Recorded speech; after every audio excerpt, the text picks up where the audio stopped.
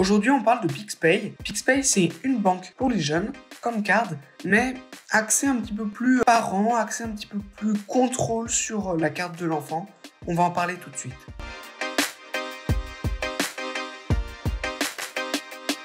Alors pourquoi je dis que PixPay est une banque comme Card, mais plus axée parents? Pour déjà une raison très simple, c'est que les parents ont une application à eux. Ce qu'il faut savoir, c'est que sur Card, les parents n'ont pas d'application pour eux. Voilà, ils ont une page internet, mais ils n'ont pas d'application pour eux. Sur cette application, ils vont pouvoir accéder aux dernières dépenses de leur enfant, ils vont pouvoir accéder à son solde en temps réel et pouvoir lui donner de l'argent. Pour donner de l'argent à leur enfant, ils ont plusieurs solutions, soit un virement ponctuel, soit un virement répété, c'est-à-dire par exemple tous les mois pour un argent de poche. Par contre, ça peut se faire que par carte bancaire, puisque chez PixPay, vous n'avez pas de RIB français.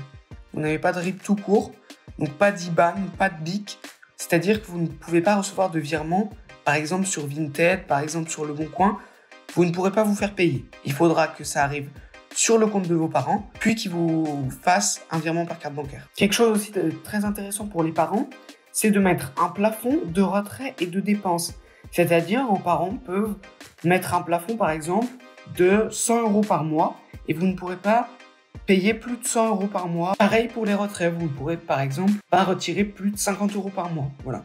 Le parent peut choisir de mettre des plafonds de retrait et de dépenses. Un truc très intéressant aussi par rapport au contrôle des parents sur la carte de leur enfant, c'est qu'ils peuvent bloquer le paiement en ligne sur certaines boutiques. Par exemple, si vos parents ne veulent pas que vous achetiez chez Nike, par exemple, en ligne, eh bien, ils bloquent le magasin et vous ne pourrez plus acheter chez Nike en ligne. Ce qui est avantageux pour les parents, je trouve, c'est qu'ils peuvent bloquer certaines fonctionnalités de la carte de leur enfant.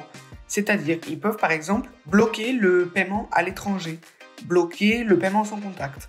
Ils peuvent bloquer chaque fonctionnalité de la carte, ou bloquer aussi les paiements en ligne s'ils veulent. Et ils peuvent bien sûr bloquer complètement la carte s'ils veulent. Un truc qui est bien et que j'aimerais beaucoup voir chez Card, c'est de pouvoir mettre 2 parents sur l'application parent. Chez Card, vous pouvez avoir un seul parent enregistré véritablement, donc un seul parent pour avoir l'accès à la page web, alors que chez PixPay, il peut y avoir 2 parents, donc ça c'est un truc qui est assez intéressant. Comme chez Card, chez PixPay, on a une carte prépayée. Alors chez PixPay, vous avez autant de virements que vous voulez en France et dans la zone euro, c'est-à-dire que vous pouvez faire autant de virements que vous voulez sans aucun frais, alors que chez Card, c'est 3 par an, puis 1 € par retrait. Par contre, dès que vous sortez de la zone euro, ça tape fort. C'est-à-dire qu'un retrait hors de la zone euro vous coûtera 2 €. Vous n'avez pas 3 retraits, pas 2 retraits gratuits, c'est tout de suite 2 €. Donc je trouve ça extrêmement cher, mais c'est vrai que les retraits à l'étranger, bon, ça peut être ponctuel. Le problème, c'est au niveau des paiements. Voilà, je le dis honnêtement. Au niveau des paiements, je trouve que c'est honteux de prendre 2% par paiement avec la carte hors de la zone euro. C'est énorme. Chez Card, vous n'avez aucun frais pour les paiements, que ce soit dans la zone euro, hors de la zone euro. Ensuite, on va parler un petit peu des autres frais. Ne vous inquiétez pas, si je regarde un peu sur le côté, j'ai mes notes. Si vous voulez partir de chez PixPay, vous allez fermer votre compte, donc il n'y a aucun frais de fermeture de compte. Par contre, si vous avez de l'argent sur votre compte, ça sera 1 € pour les verser sur un autre compte bancaire. S'il vous reste 20 € au moment de la fermeture de votre compte, eh ben, on vous prendra 1 € pour passer cet argent sur le compte de vos parents, par exemple, ou votre nouveau compte chez une nouvelle banque. Ce que je trouve un petit peu cher et honteux pour une banque comme ça, c'est l'argent que vous devez donner pour avoir une nouvelle carte. Alors, quand votre carte arrive à expiration, PixPay vous en renvoie une gratuitement. Donc ça, c'est classique, c'est chez toutes les banques. Par contre, si vous vous faites voler votre carte, si vous la faites pirater et que vous pouvez pas juste la bloquer et que vous devez en avoir une nouvelle, c'est 15 € la carte. 15 € la carte, c'est très très cher. Et encore plus cher, tenez-vous bien, si vous voulez contester un paiement, c'est 25 €. Je trouve que c'est hyper cher pour une banque comme ça, sachant que, attention, je vous l'ai pas dit, mais cette banque est payante. C'est pas comme chez Card. Cette banque est payante, c'est 3 € par mois. Je trouve que quand vous payez 3 € par mois et que, en plus, vous devez payer 25 € par contestation de paiement et 15 € pour une nouvelle carte, sachant que, par exemple, chez Card, c'est 5 € la nouvelle carte, donc 5 € c'est normal. 15 €, c'est extrêmement cher, sachant que vous payez déjà 2,99 € par mois. Un truc assez intéressant aussi chez PixPay, c'est le fait d'avoir des cagnottes.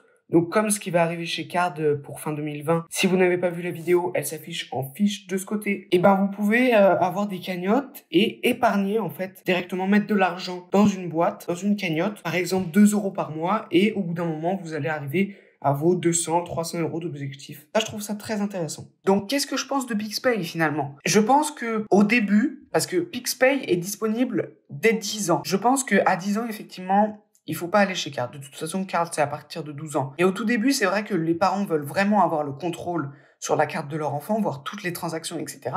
Je peux totalement le comprendre. Mais 2,99€ par mois, plus tous les frais que je vois là, ça me fait peur. Franchement, PixPay, c'est bien si vous avez vraiment des parents qui veulent absolument tout contrôler, et je le comprends totalement. Mais quand vous êtes ado à 15-16 ans, franchement, n'allez pas chez PixPay. À part si vos parents veulent vraiment. Mais sinon, aller chez Card, c'est moins cher. Dans tout, il n'y a pas d'abonnement, les frais à l'étranger sont bien réduits, 5€ si vous faites voler votre carte. Je n'ai pas de lien de parrainage chez PixPay puisque PixPay ne propose pas d'avantage parrainage. 1€ ou 2€ par parrainage, ça n'existe pas chez PixPay. C'est un truc que je trouve dommage aussi. En tout cas, merci d'avoir suivi cette vidéo. N'hésitez pas à vous abonner, à lâcher le like et s'il vous plaît, partagez la vidéo avec vos amis.